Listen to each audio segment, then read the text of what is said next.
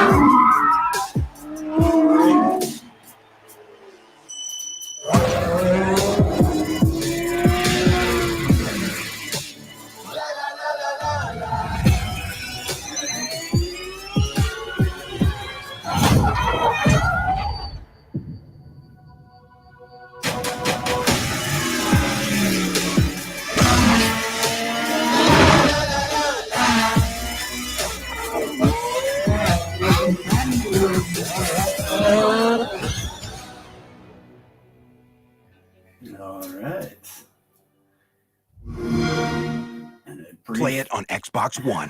Xbox advertisement. Yeah, so today's talk is really going to be about art direction for Forza Motorsport and the unique challenges that we have driving our game has you driving at over 200 miles an hour and having to run at 60 frames per second, and how we meet those challenges. A big piece of this is going to be around art direction and the core principles of art direction. It's not going to get a lot into sort of graphical techniques and that kind of a thing, because really that is because we don't have a lot of time to render a frame because of the speeds we're going at and the frame rate we have. We wind up having to fall back onto the core principles of art, and that's going to be the bulk of the talk. So going through today, I'll give you guys a brief history of Forza and sort of my history. We'll talk about those challenges that I mentioned, and then we'll talk about how we prioritize our visual investments based on those challenges. And that's going to be the bulk of the talk today. We'll get a little bit into how we manage performance and some of the more technical, but I probably won't get into that too deeply, just because it may be a little less interesting to this group, some of those pieces. And then at the end, kind of give a summary on kind of the key learnings that we've had around the whole thing. So we'll go ahead and get started.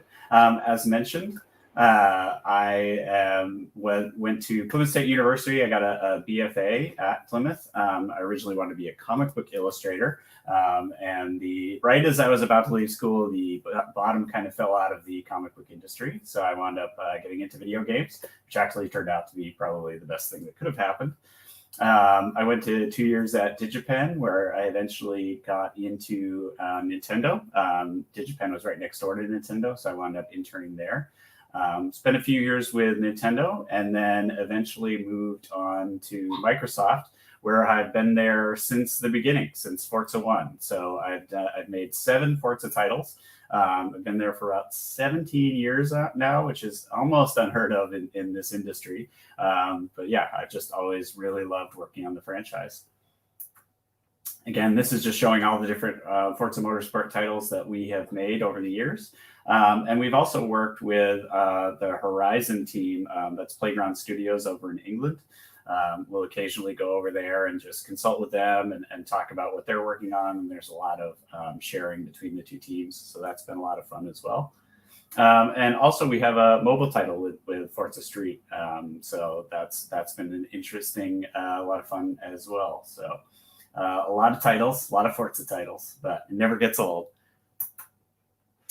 So talking a little bit about the unique challenges that we have with our particular game, we run at 60 frames per second at native resolution. And that in itself is a real challenge. It's hard to move as quickly through the frame as we do.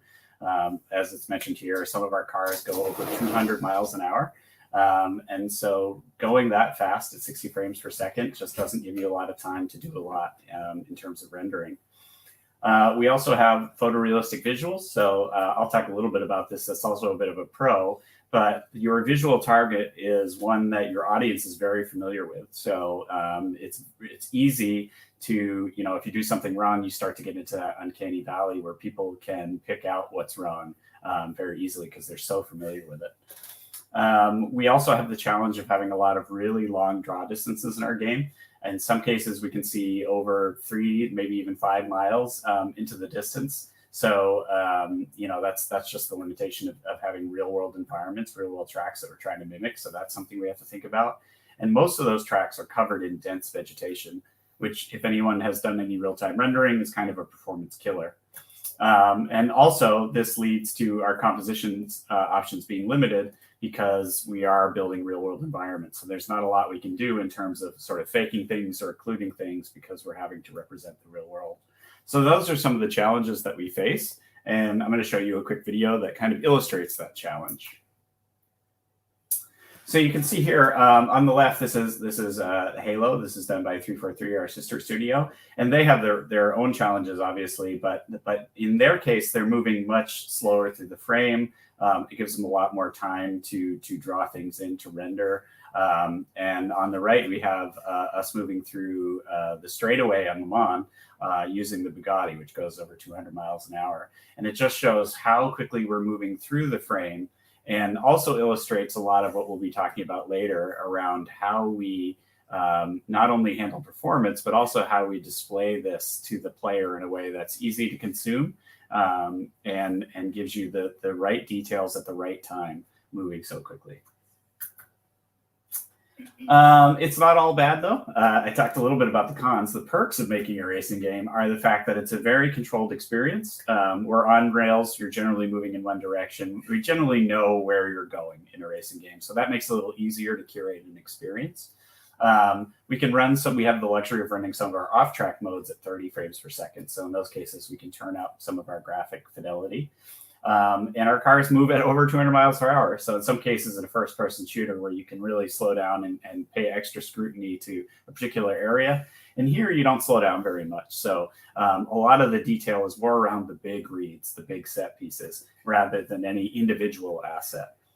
And it is nice having a clear artistic style choice in photorealism. Like I mentioned, your audience is really familiar with photorealism, but in this case, our artists all are too. So it's relatively easy to sort of get on board with what we're going for in terms of style and to push for that look. So that helps us as well. So the bulk of the talk, like I mentioned, is around how do we prioritize to these visual investments and what matters at speed when you're going that quickly. And I really like this quote focusing on the core art principles. The first principle of the art is not to rely on tricks of technique. Most swordsmen make too much of technique. Sometimes they're making it their chief concern. I think that's great. I think what you often see in not only in the industry, but also in student work is you kind of get so wrapped up in the tools, in the rendering, in the technique, and it's typical to lose sight of those core art principles that are so important to the frame. And that's kind of the bulk of the talk here, how we control our scene using those core art principles. So I think much about what I talk about today, you're probably all familiar with in some form or another. And the real trick for students, for us in the industry, is not to lose sight of the fact that these are still very real principles and things that you need to be cognizant of and controlling throughout. And those are composition, value, palette, texture, shape, storytelling, cadence, and performance. And we're going to go through each one of these as we go through the talk, just to highlight in what ways we think about them and how we control them. So the first part is talking about focusing on what matters. And this is a big one for us. And throughout the talk, you'll see that I kind of go from large to small, like you would approach a painting, really focusing on the big reads first and getting further and further into detail, because that's also a key to how we do this. But if we think about composition and eyeflow, the way we used to do this in the beginning, and you'll hear a lot about some of our early mistakes, was when we first started making Forza, a lot of us were environment artists. We worked on other games. We would focus on this area to the side here, sort of the key elements, sort of the buildings outside of the ribbon. And what we found was a lot of the attention paid there didn't have a lot of bang for the buck. It just wasn't a large percentage of the screen overall. And so we started to talk about more and more about the wedge, which is the fact that the drivable road surface and the sky actually take up about 80%, if not more, of the frame. And so we realized quickly that to really have an impression, to really give you your bang of the buck, this was the area that we had to make sure that we were paying the most attention to and really focusing our time rather than some of the smaller elements off to the side. We took that a step further then, and we even split it up into, if everyone's familiar with the rule of thirds, compositionally dividing the frame up into these three quadrants just to see how we wanted to balance out our composition overall. We then took that further and subdivided that at its intersection points, and then divided that further into kind of this area of focus, that this is where your eye tended to travel most often.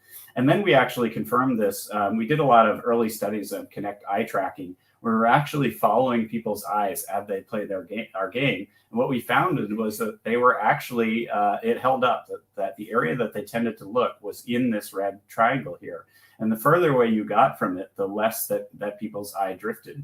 So, so this led us to prioritize around those areas. When we're talking about where do we put our detail, where do we put our compositional efforts, where do we put bug fixes? The areas in the red diamond would be high priority. The areas in the yellow, sort of outside that, would be a lower priority. And what we found was that in the P3 areas, in the green areas, we could almost do anything we wanted in a way. We would have areas where huge objects would be popping out or stuff that seemed really obvious to us. We're like, oh man, we have to fix that. Didn't really turn out to be the case. People just aren't looking here. There's only so much that your eye can focus on, and the stuff outside of there just didn't matter to a lot of players. So this really changed how we thought about it, to the point where we even made an overlay in our game that showed these intersection points. So what we could do is drive around the track and really pay attention to where your eye is looking at any given point on the track, and make sure that we were putting our attention and our focus around those areas that we thought might be important to the player.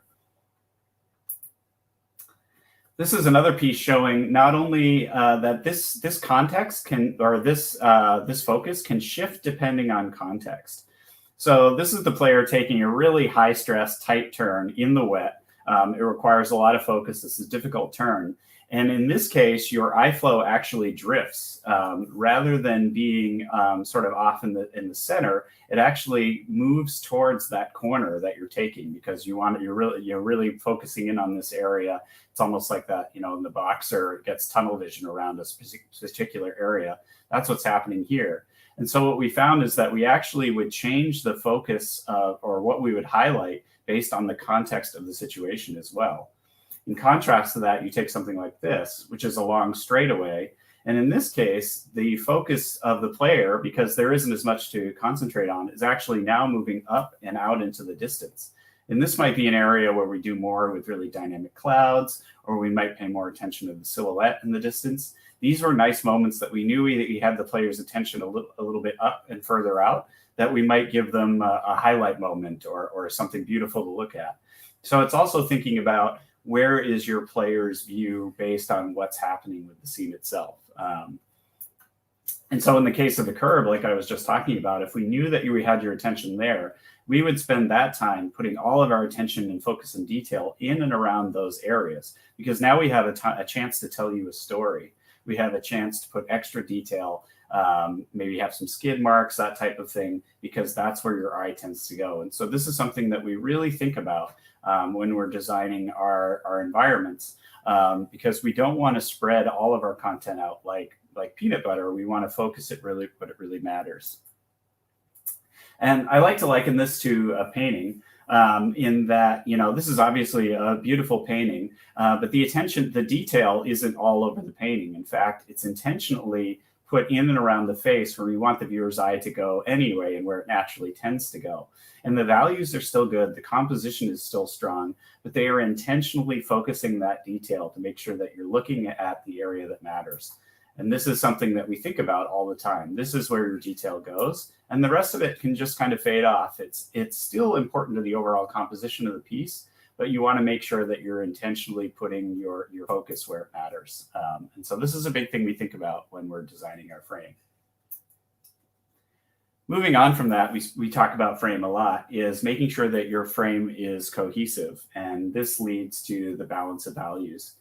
This is another area that, speaking about early on, that we really struggled with as a franchise. We would do things like picking on road lines. You have a tendency to make road lines too white, because you kind of have an impression of how white they are in your mind. And what would happen is contrast draws the eye. And we would make them too white, and it would spoil the balance of the scene, and your eye would be drawn to the road lines instead of looking at the car or looking up ahead of you where we wanted it to. And it would also break your sense of the photorealism. If something is out of balance with your values, then it tends to ruin the whole impression of the scene. And it seems relatively straightforward, but it took us a while to get to the point where we're really balancing our values in a photorealistic way. To the point where we even do kind of what we're showing here, which is we would take a black and white shot of the image and then reduce it to a very small size, just to see, does anything stand out in a way that we don't intend it to? Is the balance off? Are we showing value in a way that's hurting us or drawing attention in an unnatural way? The other way. Oh, sorry, Matt, if you don't mind me jumping in, we've got a question from the chat, just along the lines of exactly what you're talking about. Absolutely. Viewer was curious, you know, what would the composition and eye flow look like if the user was using the cockpit camera? So that's actually a really good question, because that also does change your impression and sort of where your eye tends to go. And also it changes the balance of value, like I'm talking about here. What we found was that if you're inside the cockpit, obviously your view is extremely limited, and the balance of the frame changes drastically, because so much of the interior of the cockpit is very dark. And so we actually had a slightly different test that showed where your eye goes during cockpit, and it is in a different, more isolated frustrum. And you do have to adjust the way you're seeing those values based on how dark the cockpit is, to make sure that your frame is still consistently balanced. So I think that it's absolutely right that it does shift, again, based on the context of your scene. And it also shifts a bit based on the sort of the emotion that you want to get across to the player. Once you're in the cockpit, you are now simulating that you are the actual driver using your real driver's eyeballs to look out of the scene. And so we might even do things like change the FOV or change the way your impression of speed or even the camera that we're using to really double down on the fact that you are now inside the cockpit. So it does change, and we do shift it around based on that for sure. Does that answer the question? Oh yeah, for sure. Thank you. So one of the things we do to capture these values, we spend a lot of time with this just because it's really so hard to do. Your eye is extremely easily fooled by value. And one of the things that we found is we bring this out. It's the color checker, if anyone's familiar with it. But these colors are verified and they're known by Photoshop. So if we take a picture of an object, whether it's in an overcast day or in the bright sun, and we have this color checker in the scene, we can bring those textures into Photoshop and adjust them to the known values that Photoshop is aware of to make sure that we are not allowing things like sunlight or cloud shadows or any of that type of thing to fool our eye into thinking things are brighter and darker than they really are. And I'll show you a bit what I mean. So what we developed over time was a value chart for some of our most common materials, just so that when we take shots of something, we can bring them in here. And if our texture is not sort of aligned with a like material that we've taken before, it kind of gives us a red flag to say, well, we might not be in the right color space. And something else I'll show.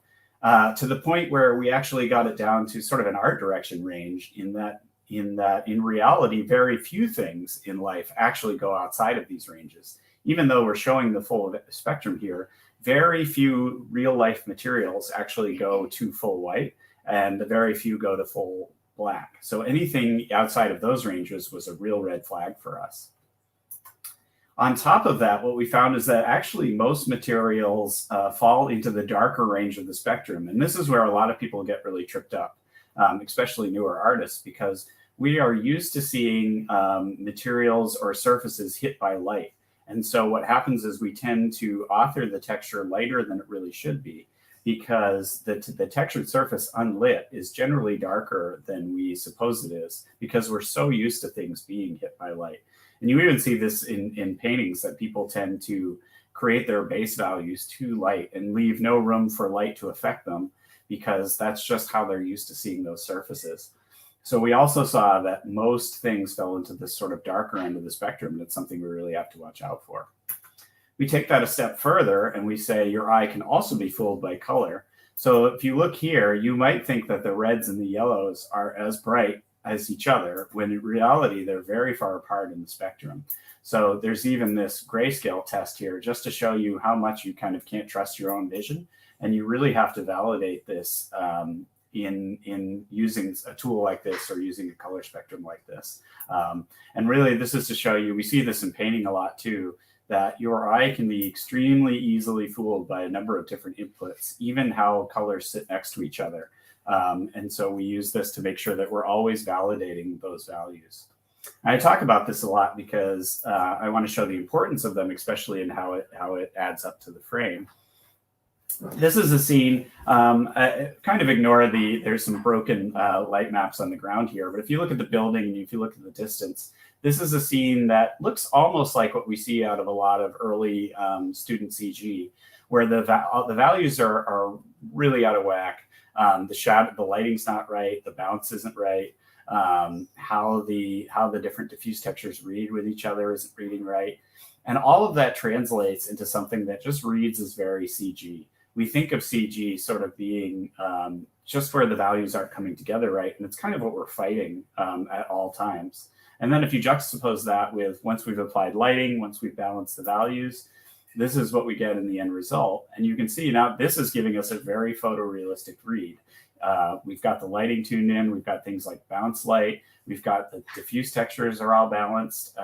And obviously we cleaned up the light map. So that's a bit of a cheat. But these are all the things that is the difference between a photorealistic reading scene and something that looks very CG and unnatural. And so that's why we pay a lot of attention to that. And that's why it's a big focus in this talk even. This is another example where we spend a lot of time thinking about this. The two on the top are photos. They're from, one is on the left is from our office. And what we do is we spend a lot of time, because it's close by, using this as sort of a ground truth for ourselves. And the one on the bottom is from our engine. And we'll spend a lot of time just making sure, again, that our color values are right, our lighting values are right, how the car reads. And it's not perfect. Even with all that, you can still, call out areas that may be calling attention to themselves unnaturally. But this is what's so critical to making that scene read. And the same is true over here. This is Long Beach over in California. Some of you guys are probably familiar with it. And again, just really paying attention to that value read and making sure that everything comes together right to produce a realistic scene. And this is just what it looks like with pure value, a little bit of color, but just to show what that looks like and how much time we spend working on it. So the next piece is palette, and palette is where you really get the sort of the feel, the emotional depth, sort of the mood that you're going for. That's where a lot of palette comes into. And we'll spend some time. We'll put together these palette charts that you see at the bottom, and they're actually weighted palettes. The size of them depends on what influence they actually have on the scene, and so that's a big piece of what we try to do as well. This in particular, what we wanted to do here was we've gone out to Dubai, which is a really hot, desert, sandy environment. And we wanted to juxtapose that with, we were really struck by how vibrant the blues were against that, and how much it actually emphasized how dry and hot and sort of deserty the whole scene felt. By having these two elements kind of sitting next to each other, in addition to sort of the hot, dry pavement. So these are studies that we'll do across a lot of the environments that we have. What is the mood we're going for? How do we want the scene to feel? How much of the scene do we want these particular colors to fill? And we pay a lot of attention to that when we get to this point. These next images, I think, are really powerful, showing that in terms of how much can palette really affect a scene in terms of its mood. Because a lot of people ask, it's a racing game, it's a racetrack, like how much can you do? And so this is just showing one of our racetracks, kind of vanilla. This is it, just right out of the gate, without anything added, any colors. And what we're looking at is we wanted to fill the scene with race day to give it a feel. And we explored a couple of different feels that we could go for. So for instance, if we wanted sort of an F1 kind of high intensity professional mood, we did this. And you can see here, sort of with the colors, even with the shape language, which we'll talk about in a bit, everything here sort of speaks to professional, cool, very designed, and it has a feel all its own. And in contrast, you take this, which is much more playful. The colors are almost cartoony, very saturated. The shape language is very playful. So this itself has more of a festival, a fun atmosphere. It's almost cartoony. And so I think it's a really great example of how, if we go back, how you can drastically alter a mood just by using shapes, just by using color to describe the scene. And so this is something that we'll think about too, very intentionally. What is the mood that we're going for with this particular environment? And just how much you can affect, sort of your base level by adding these elements. So big piece of what we do as well. Also, speaking about shapes, this is very intentional for us too. This is part of that design and mood element, which is to say, these are a bunch of concepts that we had actually done for potential shapes for Dubai, like I mentioned, the desert track that we did. And we actually thought it would be a nice contrast to have the desert. The desert is obviously, it's very dry, it's cracked, a lot of rock. And what's interesting is this area is actually right next to the ocean. So we thought it would be cool to contrast that, to juxtapose that dry desert against sort of these light, airy sort of sail shapes, kind of reminding you of the ocean, We thought that would be an interesting play and would actually help to emphasize the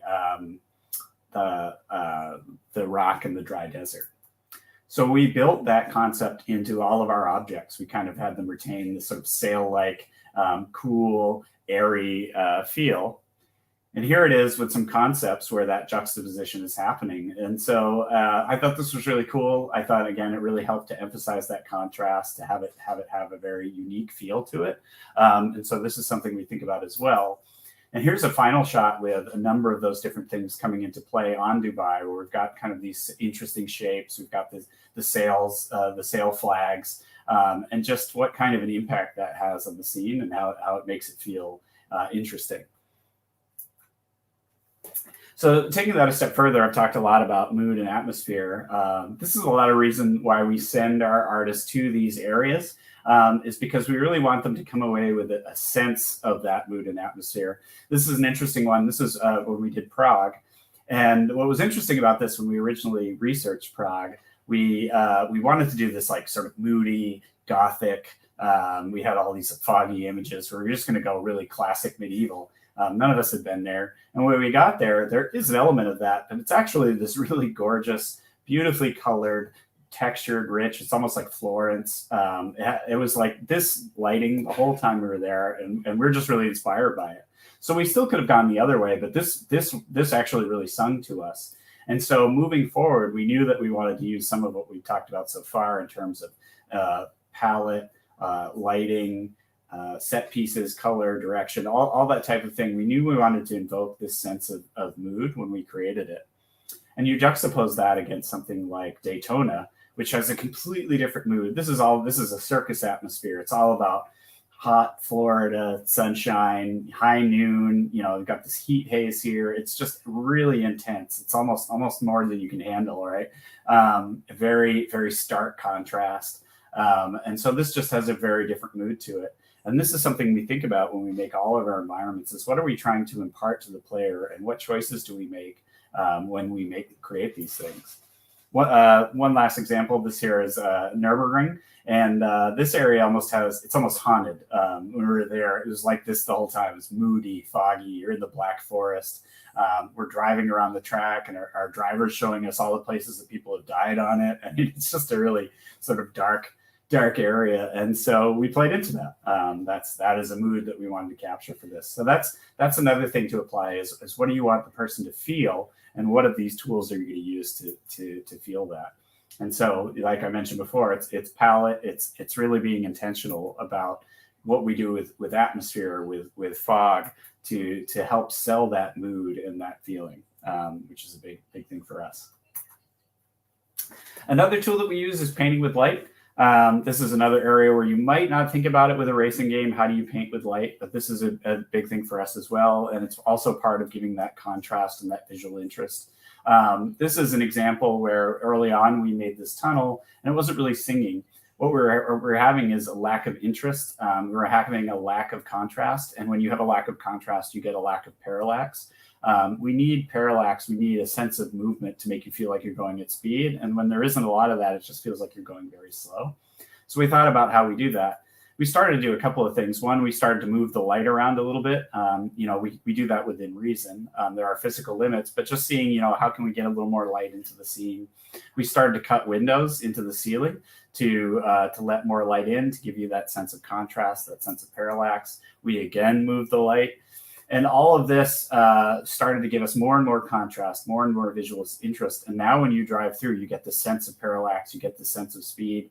And this is a really successful exercise for us. But again, just showing the types of things we think about while we're making these environments. This is one I actually wish I had more images of. I always kick myself that I haven't added any by now. But I'll talk about the principle. This is another one of those mistakes we made in early versions of Forza, which is we figured, it was part of that early thinking, that if you're moving at 200 miles an hour, the things that matter are the large things. And so we put, we make sure the buildings look nice, but what we wouldn't do is a lot of these smaller elements or these grounded little bits of detail, window boxes, planters, things like these race kits or these boxes, things that you might be more familiar for what their scale is. And what we found is when you didn't add these elements, everything felt like a toy. And you had no sense for how quickly you were moving through the scene, how large or small something was. Without these grounded elements, you really had no sense of scale. And so it was a bit of a paradox that we found that we had to add these elements into the scene to make sure that you were seating the player, that they understood how quickly you were moving through the scene and how big things actually were. And so, you see this a lot in paintings. You can have a very large giant or something, but without the little birds around his feet, you may not actually know how large that giant is. We had to put these elements in to make sure that the player understood how big the world is. And paying attention to how large things are when you're modeling is important too. Something that we'll see early on is students might make objects larger than they should be, not really thinking about it, not meaning to intentionally. But once you do that, you've thrown off the scale of your entire scene, especially if it's something you're familiar with. So it's a really important concept and something that we really dig in on when we're trying to gain impression speed.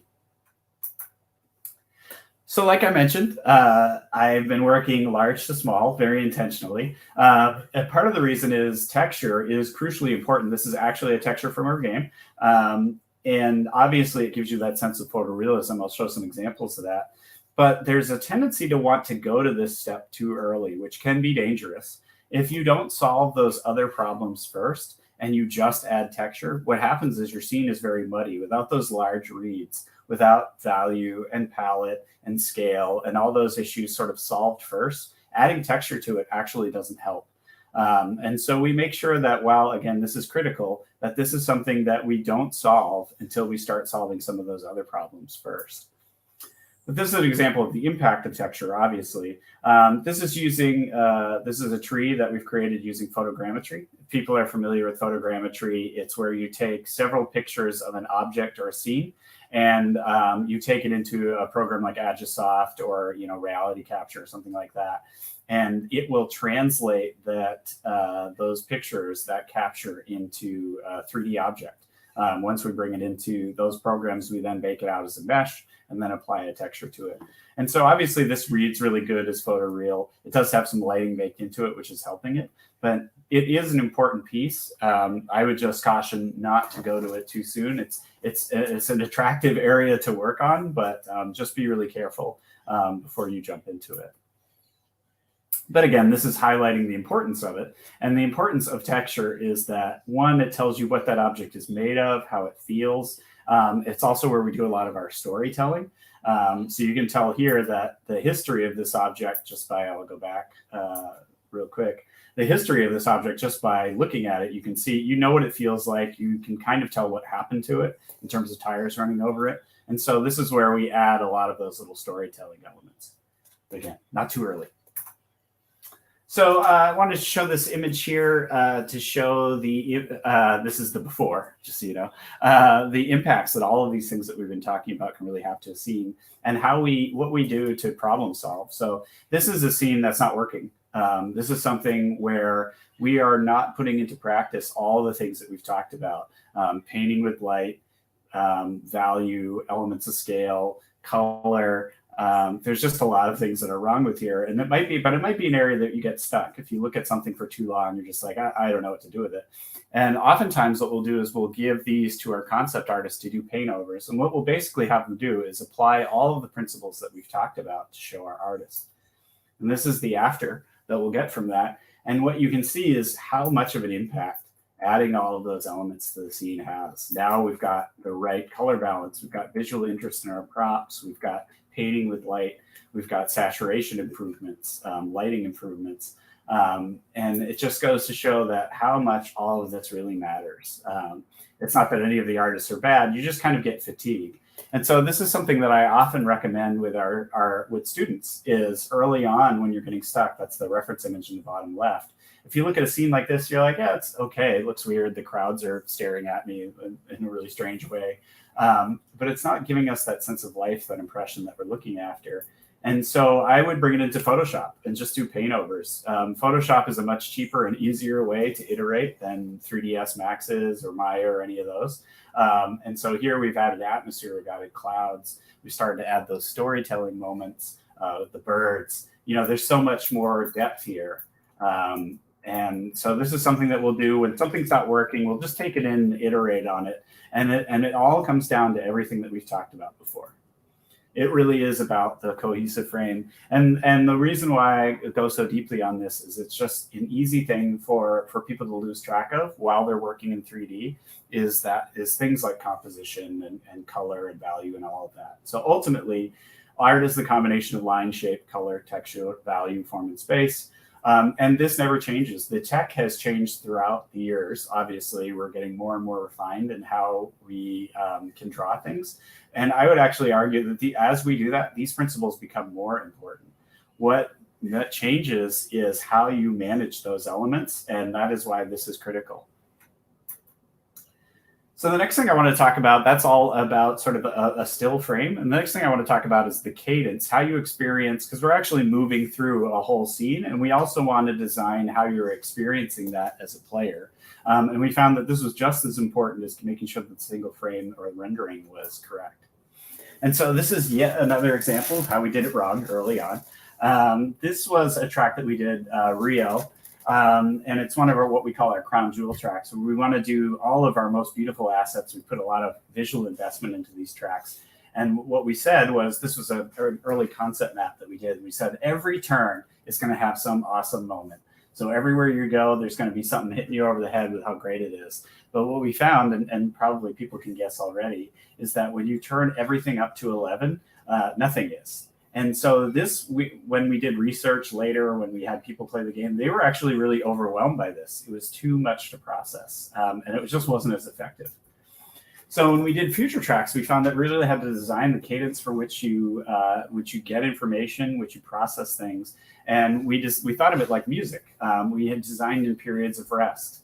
You know, you might have a big crescendo, we might have a big visual moment, and then we might give you a little bit of time to drive through the dunes and just low impact, and they're still pretty, but we're not throwing too much information at you. We're allowing you time to digest and process. And what we found is that was a much better way for people to consume the art and appreciate it. And then when you did hit a big moment, it had more impact. And so this is something that we've designed in now to our process, which is to really make sure how you experience that cadence is important. And also, like I mentioned before, not to spread the importance over the whole scene. So this is a hotel. This is a screenshot from our game, the hotel in Yas Marina. And if you've ever seen Yas Marina, the track, the hotel is the centerpiece. It is the highlight. And we knew that. We knew that that's what we wanted to play it. So we put a ton of detail into this area. We put a ton of effort into it. And we basically point you at it throughout the track. We just make sure that it's always there, but we don't put a lot of information elsewhere. This building is the equivalent of the face from the painting that I showed you earlier. And this is where we want your attention to go. And we intentionally kind of dim down everything else. So that's where your focus goes. And so this is, again, just something to always be thinking about when you're designing your levels or your focus is to make those decisions. This is going back to something that we talked about earlier, which is knowing where your player is looking at any given time. We intentionally design our ribbons to have these moments of rest so that they can see some of our big set pieces. We designed this straightaway. This is a low stress straightaway. You're going downhill. It's pretty straight. And we're pointing you directly at our set piece. And we even have the turn after it, but a pretty wide turn, because we don't want this to be a lot of stress. We want this to be one of the moments where we choose to kind of show off and give you this kind of reveal and moment to appreciate. So this is something that we'll design very early in advance now and really think about when we're creating our levels. We do that. I won't get into this too much, but we also do this with gameplay. In this example here, showing sort of visual tells around gameplay and storytelling. So this is an example. This is the corkscrew from Laguna Seca. And this is an area where everybody misses this turn. This is an extremely technical, difficult turn. And so we actually built a lot of story moments here, not only to give you visual interest, but to also give you a sort of a gameplay warning that this is a difficult turn. So we'll have skids going off the road. We'll have dirt running off. And all of this is to help gameplay and also give you, again, this story that we're telling you throughout the track. And so we'll build these moments into a lot of what we do throughout our environments, and even in some cases around what we do with our cars, building in grime and dirt, and just giving you those little hints and storytelling moments. And again, I liken this to a piece of music because I think that's important, is that don't have everything at 11. Build in moments of rest. Again, I harken it to a painting. Give your eye somewhere to go and kind of take a break and then go back into it. And that's a critical piece of how we design this experience. So the next thing the next thing is around performance management. Like I mentioned, I originally gave this talk for E3 and GDC and for some of the people that were interested in this. I'm just going to gloss over it a bit. But what I want to highlight here is we don't have, this chart here is showing the performance that we're dealing with in milliseconds. And anywhere that's red is over budget. And this is kind of what we're dealing with at all times, is making sure that while we're designing these elements, we're also not pushing our environments over their performance budgets. So this is the balance that we have throughout. And we also have to prioritize the visuals we make based on those limits. This is an area of a track in Australia called Bathurst, where you can see out to the ocean. It's like 15, 20 miles out in the distance. You can literally see the whole world from this turn. And so we're like, well, what are we going to do at this point where you can see the whole world? And we will actually design the track around this. We won't put trees here. We won't put a lot of grass. We'll know that this moment is coming and design around it. This is another example of this. This is on Prague. We knew that we wanted to show player this view, this vista. And we said, okay, we're not going to do a lot with trees. We're going to pull way back on the grass. We're not going to show a lot of race day. This moment is about this view, and everything else gets pulled back. So it's also dealing with how we deal with that performance when we're managing our visuals, and a consideration that we have to make. And generally, when you're making art, you will have a limitation of some kind, whether it's frame rate or not. And so it's really making sure that your design and what you want to focus on is taking those limitations into account. And in some cases, playing to them, really selling against those. And this is just a whole bunch of really boring charts for anyone who'd be interested around how we manage our vert counts and our instance counts and how we draw all of that. So if anyone wants to dig into this, feel free to ping me afterwards and ask me questions. I can nerd talk about GPU budgets all day, but probably less interesting for this particular talk.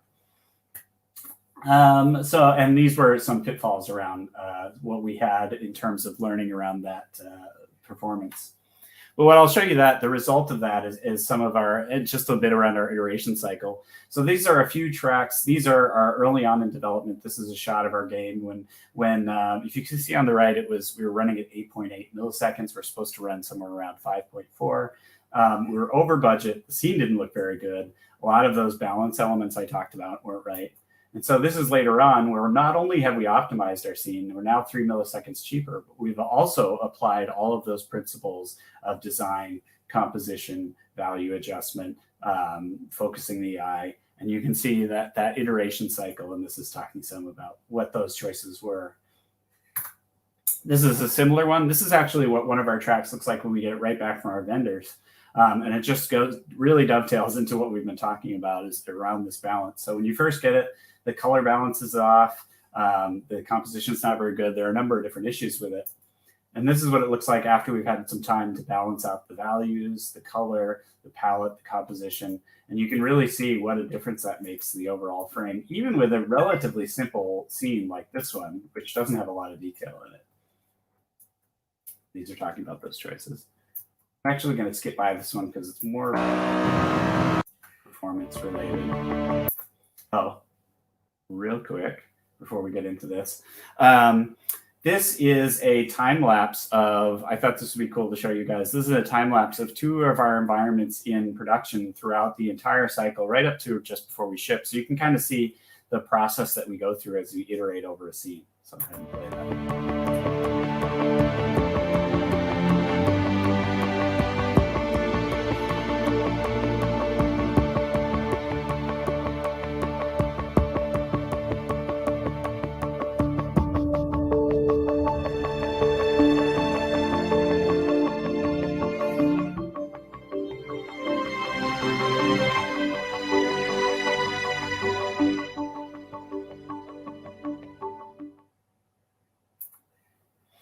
Yeah, so here we are at our summary.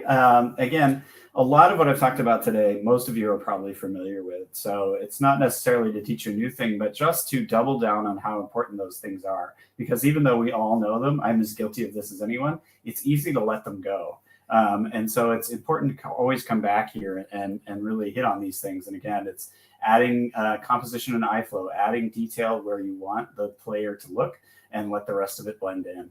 The core art principles, value, palette, shape, and composition, that it means more than any graphic effect. Build your scene big to small. Don't start with the small details too early. Designing the cadence of your experience, thinking of the rhythm and flow of how your players experience your content. Plan for performance pinch points, or in the case of any other limitation, plan for those limitations in advance and design around them. Play to them if you can. Daily performance metrics, this is more speaking to us, but we monitor how we're performing throughout the entire development. And so this is something that we keep track of, and really just because it's a limitation for us. And in our case, I've been in some studios where devs manage the budget, but in our case, our devs give us the budget and say, this is what you have to go over. And they give us the tools to solve the issues, and it's really on us. So they're not coming back and hammering us. They're just like, hey, you know your budgets, work to them. And we actually work really well in that way. So that is it in a nutshell. And now I am more than happy to take any questions, and hopefully everybody found that interesting. Absolutely. Very, very fascinating, Matt. If you had asked me before the stream, what kind of art direction goes into a racing game, I would not have gone in that direction, but listening to you say it 100% makes sense. Right. And it really cool to see something like that you might not think of it in that sense, broken down like a painting. Right. Completely makes sense. Yeah, that was really fascinating. Yeah, it's something I would say we had to learn over time too. In the beginning, like I said, we would just throw everything in a pile and just go like, well, it's all there, so it's got to look good. I know each individual thing looks good, but without taking all those pieces into account, what you wind up with is a muddy mess. And it took a while for us to get there. Yeah. Well, we've got a few questions that have come in already, and I'll encourage our viewers as we're getting into this time. Feel free to type more questions into the chat, guys. We're going to take a little bit of time here just to address whatever is on your mind in response to what you've seen Matt do here. But one of the, I think a great question to ask at this point is someone just wanted to know, how long typically does it take to finish a track or a map from start to finish? Yeah, that's a good question. It does vary depending on the track of the map that we're doing. Like I said, the crown jewels, usually they're fictional tracks based on real world environments, but we're designing those from scratch, and they'll typically take between 1 and 1.5 years to make from start to finish, just because there's a lot of concept and there's a lot more iteration. For real world tracks that obviously we've got a lot of reference, we kind of know what the track is about. Those might take less time, somewhere around 6 to 9 months, depending on where we are in the cycle. But usually about that long per map. And I wanted to ask this is just a quick question for myself. As you were going through and talking about performance budget, and you'd shown that scene where you're like, okay, this scene was over budget, and on top of that, it just wasn't working visually. Yep. And then when you started to try to solve the budgetary problems, you wound up with something that was more visually compelling. Right. Do you find that working with those kinds of limitations actually forces you into like basically tuning up your visual presentation as well? Yeah, I definitely think so. We often talk about freedom within the frame. What we found is if you just say there are no limits, it tends to paralyze the artist to a degree. And so I think I feel like when you put those constraints in, that absolutely happens, that it starts to really focus on, this is the canvas I have to play in.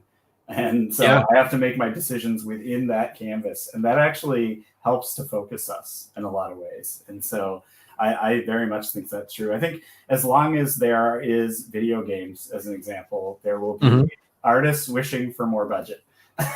Of course. But I also think there's a careful what you wish for. I think having that in place gives you the that focus, which I actually really appreciate. And it's fun in a way, right? I've been making Forza for 17 years and it never gets old. It's always a challenge. Yeah.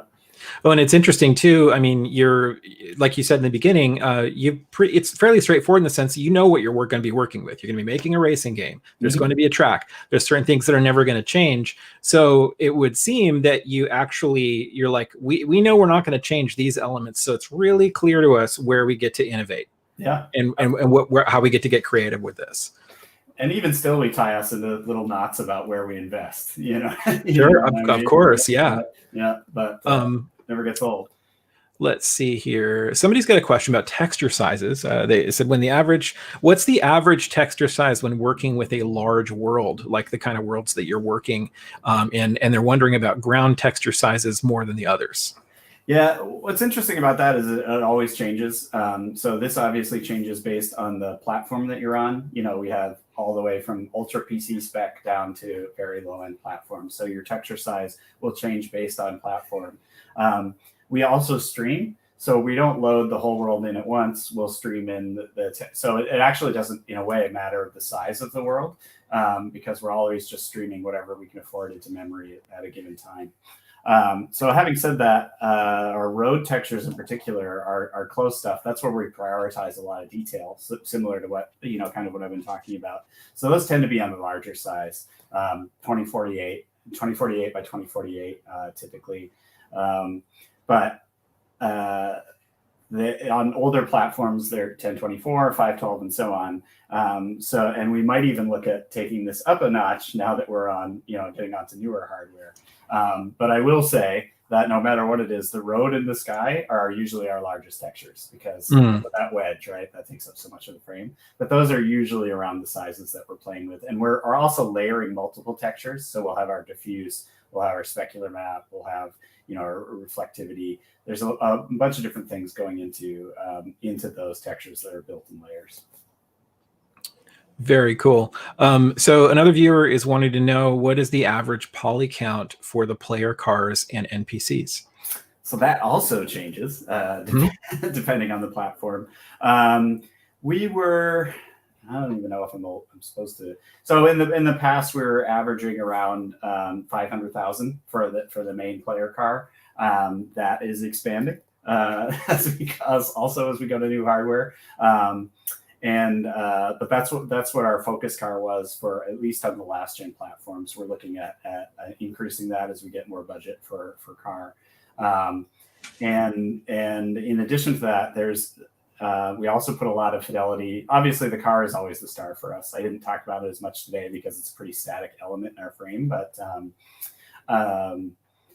we spend a lot of our graphical power on the material fidelity for the car as well. So the polygons are important, but almost more important or just as important is the material fidelity, getting the right Fresnel, getting the right spec response.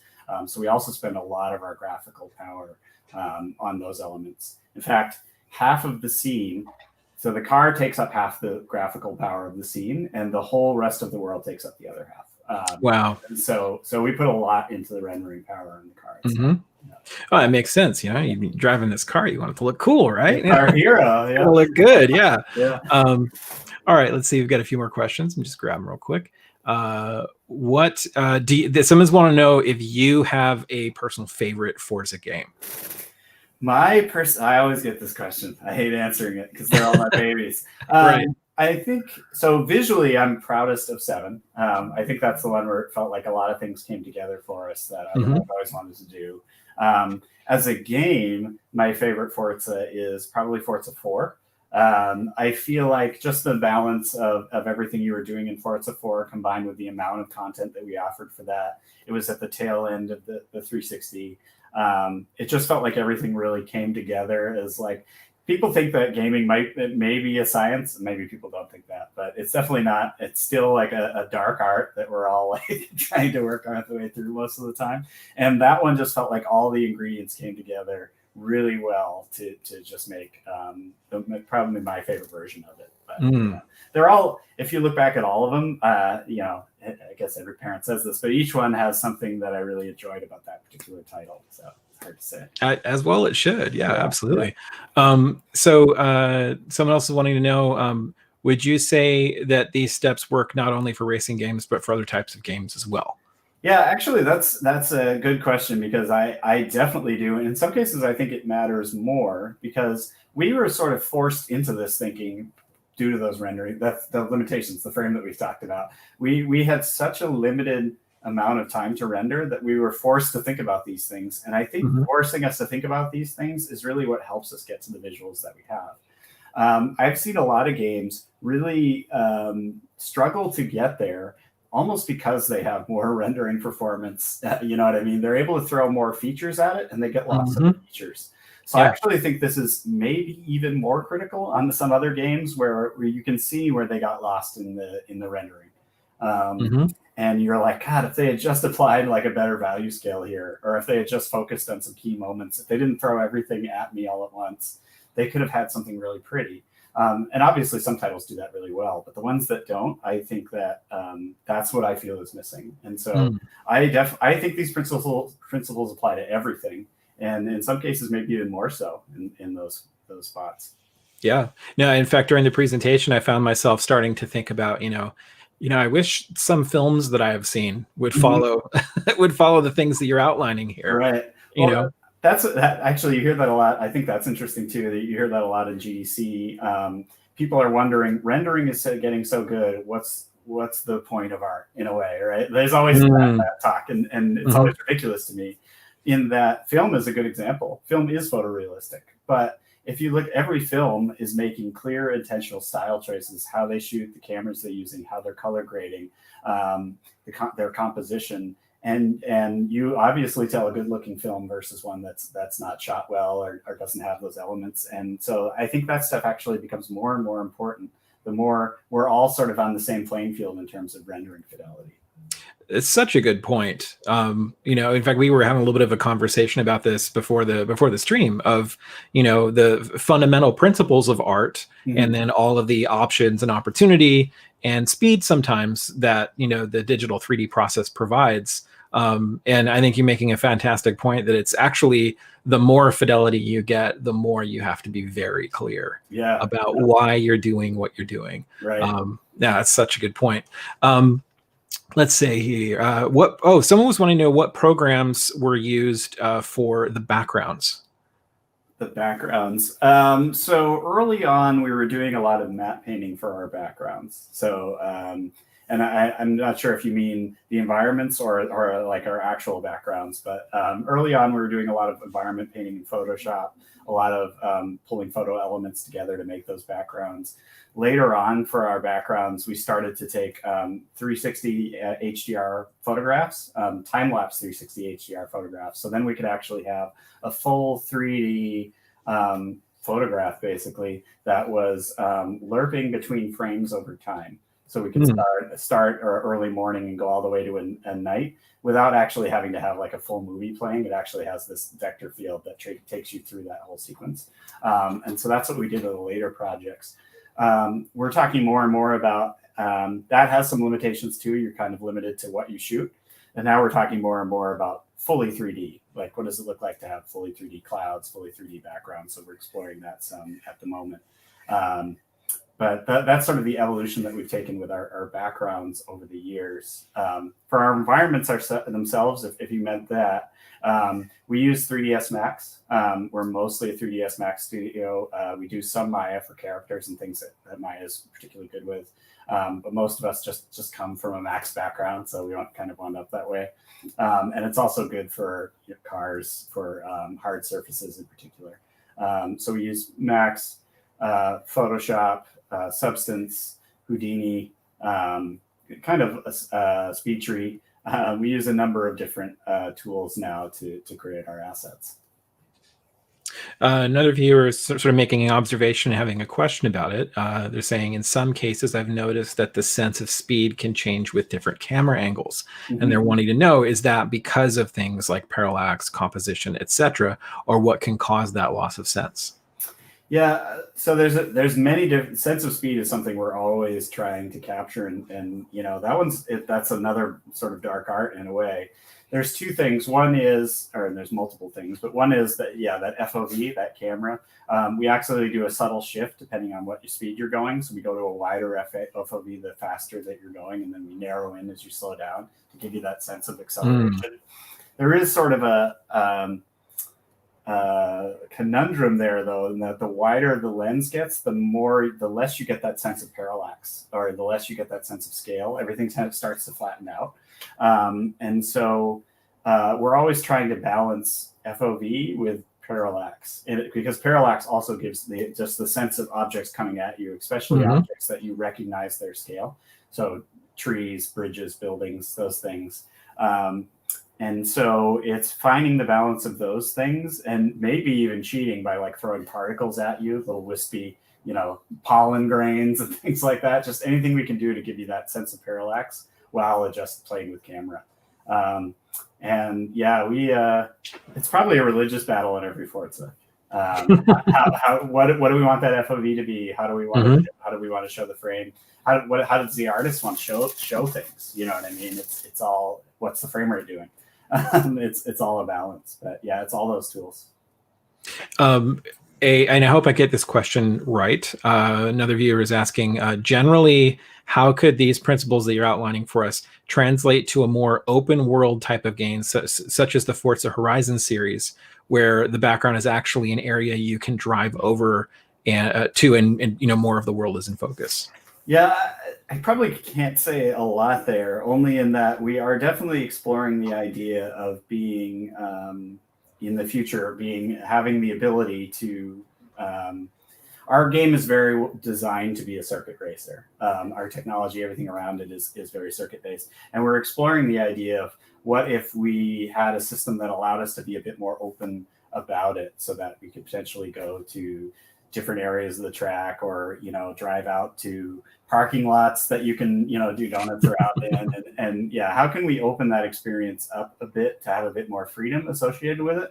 Is something that we're definitely looking at. Nothing I could commit to, but I think there's a lot of interest there, because it just opens up a lot of design possibilities. Someone else saying that they love the Forza Lego add-on. And was that a nice change to incorporate a toy into the real world? And how long did it take to create the Lego buildings? Yeah, that was something. So that was made over at Playground, and that was something that they started working on before they shipped the last Forza. And it took, I think, about, I want to say 6 months ish from start to finish to put all that together. And it was a ton of fun. Obviously, stuff like that is a nice change of pace. And, we actually got mixed reviews from the community on, you can't really drive Legos, but you know what I mean? But it is nice to play around with that. There was the Hot Wheels expansion, which is a lot of fun. And it's even nice. I mean, those are just materials types that we don't get to play with very often. So yeah, I think stuff like that is super cool. One of our viewers just simply wanting to know what game engine you're using. So we use our own custom game engine. We every once in a while we'll look at what else is out there, what are they doing, but our game is so specialized for what we do that we write our own custom engine for everything, and it's actually shared between us and the Forza Horizon guys. I've got another question. Want to make sure that I'm understanding what's being asked here. Are the areas between the areas of focus random? Okay, yeah.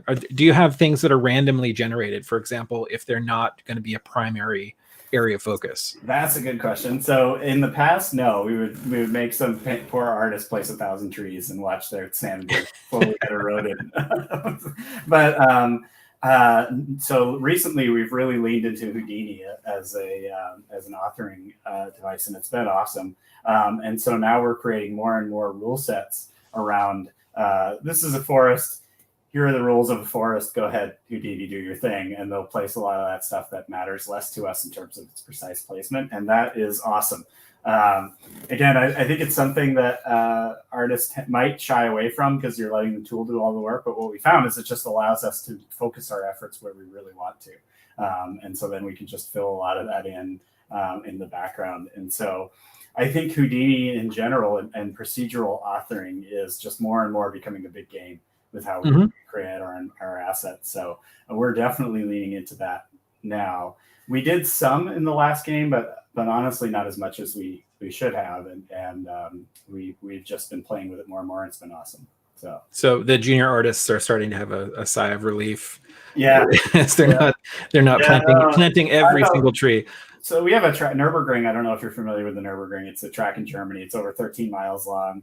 And, some poor artists would have to place guardrails all along it. Somebody would have to put trees all along it. And you could actually, when I first started, that was one of the first tracks I worked on. I had to paint it. It's covered in graffiti. All 13 miles are covered in graffiti. And I wanted to be as accurate as possible. So I hand painted the graffiti across all 13 miles.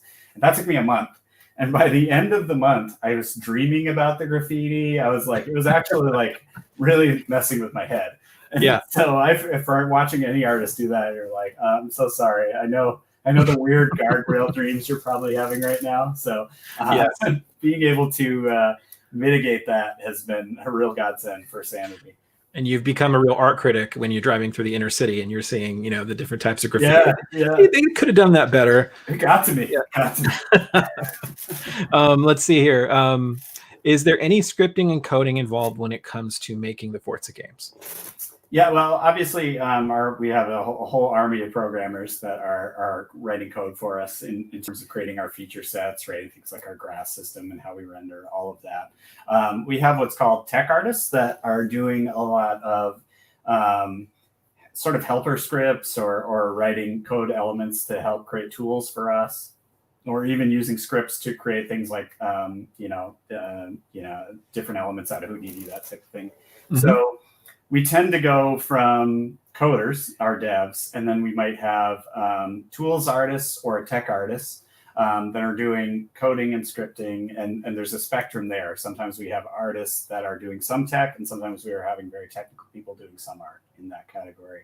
And then we'll have our artists who also display a range of technicality, but are more focused on just creating pure assets and just doing, composition and things like that. So we kind of have a spectrum of people who are touching and dealing with code across the whole company. And I've got a question, and this is not going to be a question about the game and the product itself. I'm not going to ask about what's coming, what's the next thing.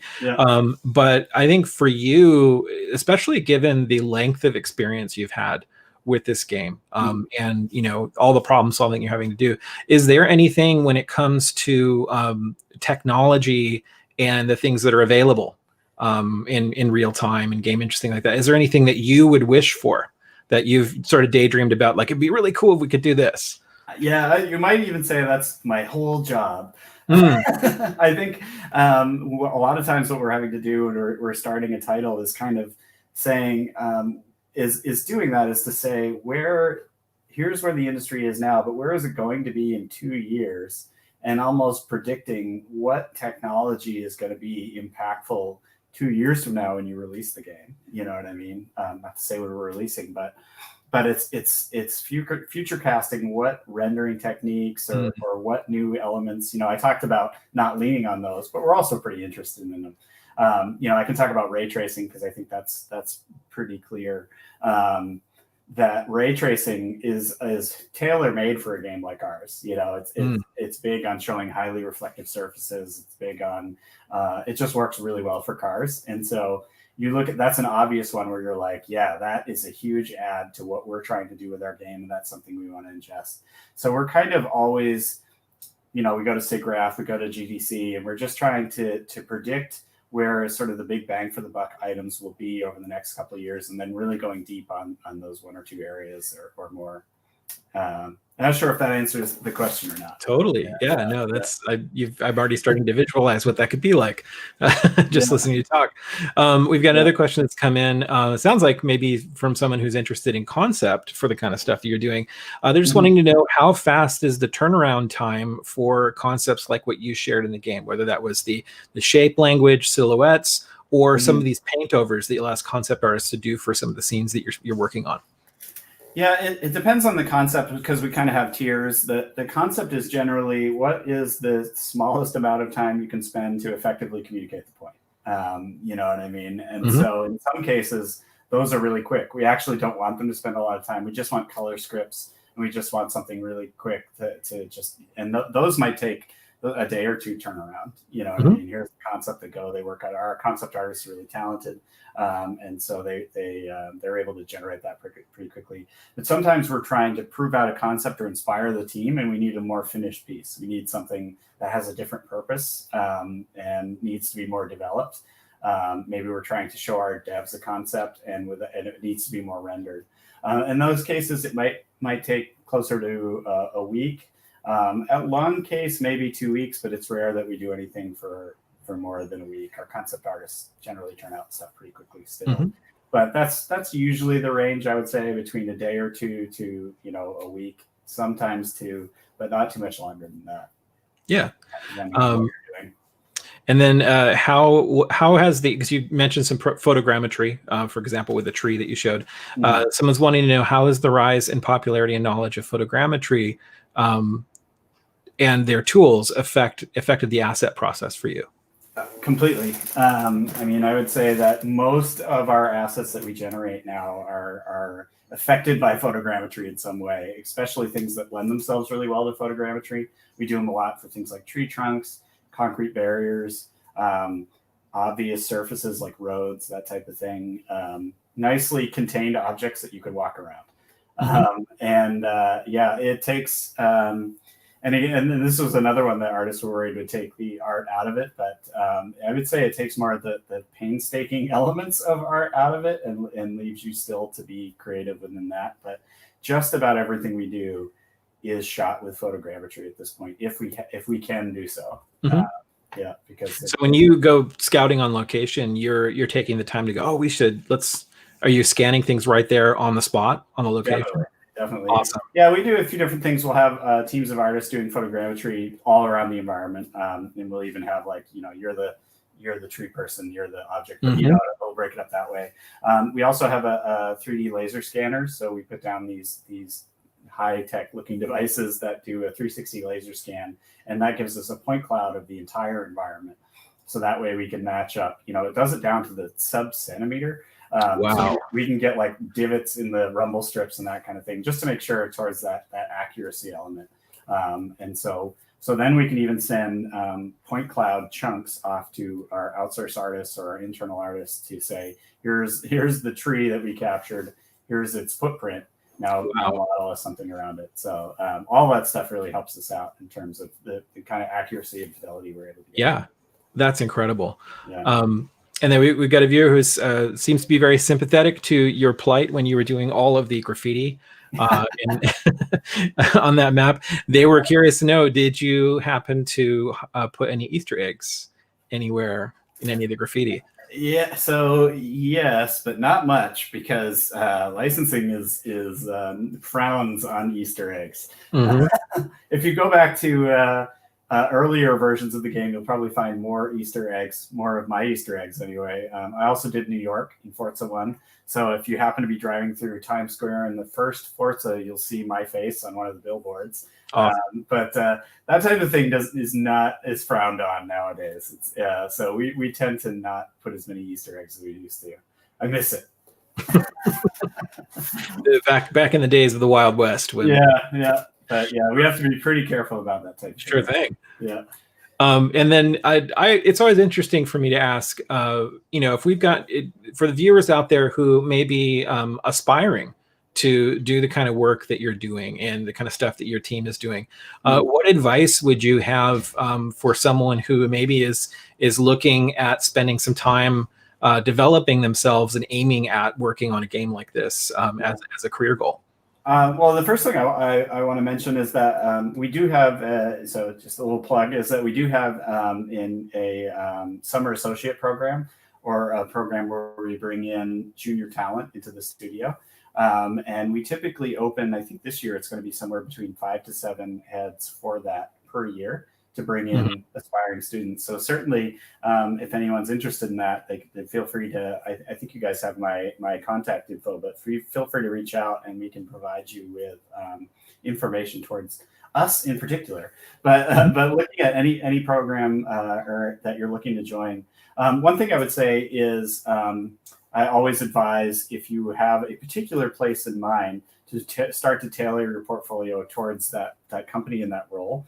So if you're looking, for instance, for us to do car modeling at turn 10, then obviously we want to see a lot of hard surface modeling and a lot of, you know, that specific area. If you're looking to do environment modeling, we like to see obviously more of that in your portfolio. So just think about, if you don't know what you're doing, then, you know, make your general portfolio until you figured that out. But once you've identified a school and you're really focused in on it, then start to tailor your portfolio, your resume, everything you're doing towards the job you want. And so that's sort of the best, cheapest thing I can say about applying for a company like ours is show us your car passion, show us your ability to model hard surface or concept real world photorealistic environments. Show that stuff. If you came in with a portfolio that's all fantasy dragons, we'd be like, this is good, but I don't know how well this applies to what we're doing. The safest thing you can do is model a really good character, because if I see a really good character modeler, I'm pretty sure that they can do just about anything, because that's one of the hardest things you can do. But that's my general advice there. Yeah, and super helpful. And unless you guys are going to do like a special edition Game of Thrones track or something like that. You know, I'm not going to say no to if it showed up. Yeah. Okay. So if you, I think you shared, and I can't remember if you shared this on the stream or if this was in our conversation before the stream, but you got started, you know, kind of aiming, I think, towards more 2D art, and then you found your way into what you've been doing now for the past 17 years. Yeah. And I think it's fascinating to hear this presentation where essentially you're taking something that a lot of people would think is abstracted from 2D principles, you know, from this kind of thing, and you're bringing it back home. Right. To, I would say, you know, one of the kinds of artists I look to a lot are comic book artists, because they have to be very economical. Same. You know, in what they do. What would you have to say about the relationship between, you know, maybe somebody who spent all their time doing 2D, but is like, oh, maybe I want to start, you know, going into Matt's world and kind of stuff that he's done. Right. Yeah, I would say we had talked a little bit about this before. I would say, I mean, absolutely. They're both really interesting mediums, and I've had a lot of fun in both. You know, there's a lot of resources out there. Certainly, I would recommend that you just start, you know, diving in, and your stuff will be rough at first. Just roll through that. But the thing that we were talking about before is I've seen a lot of strong 2D artists start to create 3D. And immediately start to lose a lot of what they do well in their 2D. And so what I always recommend is something that we had mentioned before is create your 2D concept, bring that into, use that as your base for what you're trying to do in 3D, and constantly refer back to it. And even get to a point where what I highly recommend is when you get to the point where you're struggling with your 3D and you don't know how to take it further, take a screenshot of the 3D and bring that into Photoshop and paint over it in 2D. I would say leverage your skills in both constantly to make sure that you're not losing those strengths that you had in 2D originally while you're learning or struggling with the tool that is 3D. And we're always doing that. You saw some of the paint overs we had done. We're always taking shots of our game to say, okay, it's not working yet. Maybe we don't know why. We're tired. Concept artists help us out, and they'll just do 2D paint overs, and it's much faster. And I recommend students do that constantly, especially if they have strengths in 2D. But yeah, just go for it. I really like doing both digital. I mean, for a while there, I went to full 3D, and now, as we've talked, I've now transitioned back into enjoying 2D in my free time. So yeah, and I think one of the awesome byproducts of the presentation that you've given us tonight is I think from a very practical standpoint, as you know, developing the product you're developing, shown just how those two worlds interrelate, and how, you know, art will always be art. Yeah. So that's a big takeaway for me. But you know, Matt, wanted to say thank you so much for making the time this evening. To be with us on the stream. Thank you for, you know, I'm going to recommend this presentation, you know, as I speak with students, you know, who may not even be, you know, going to work on a game like Forza, because I think this is a really great presentation just in about art direction. Thank you very much. Generally, so this was a lot of fun. But yeah, thank you so much. Thank you to everybody who's been watching this evening and has brought in a lot of the interesting questions we've had on the chat. I do want to reiterate that closed captioning is available via our YouTube channel. We've got links for that. And, you can go to our YouTube channel to be able to see the recorded version with closed captioning available if you need that. And with that, guys, I just want to say thanks for coming out to the stream. We'll be back online tomorrow morning. I will be interviewing James Schaff, who is a 3D modeler and also one of our instructors here at Gnomon. He's going to be sharing a bit of his art journey, and we're going to be talking about what he does professionally, and that'll be followed up with a brief presentation about how Gnomon's training artists. So you're welcome to come back tomorrow morning and join us. But in the meantime, be safe, stay creative, everybody, and we'll see you back here soon. Thank you very much.